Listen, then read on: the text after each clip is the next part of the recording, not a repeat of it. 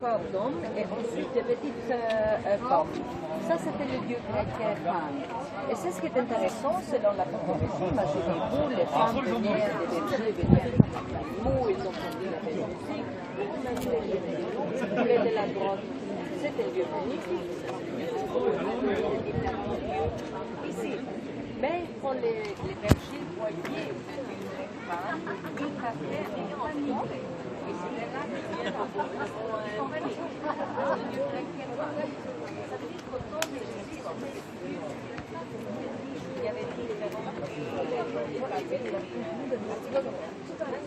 pense qu'avant de continuer, j'aimerais demander aux apprenants de lire le texte et continuer avec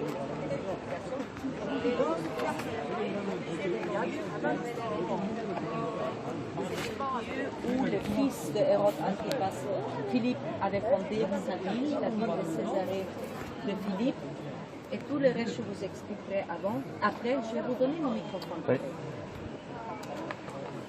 C'est un texte que vous connaissez bien, qu'on connaît bien, et l'événement lui-même se serait produit ici même, là, sur les lieux.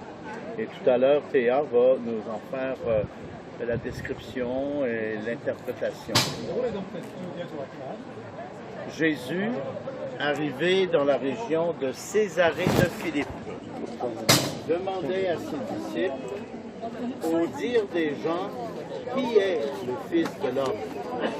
Ils répondirent, pour les uns, Jean le Baptiste, pour d'autres, Élie, pour d'autres encore, Jérémie, l'un des prophètes.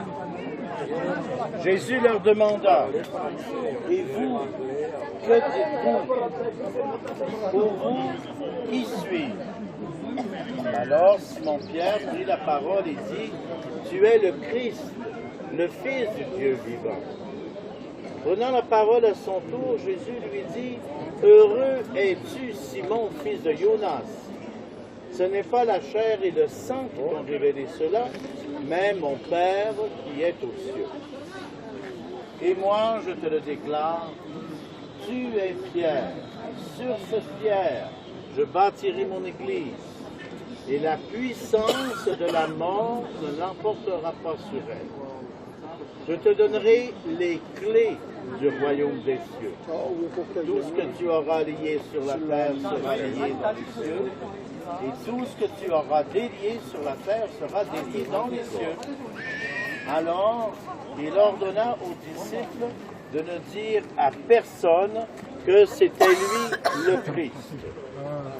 Je vais partir de ce moment. Jésus commença à montrer ses disciples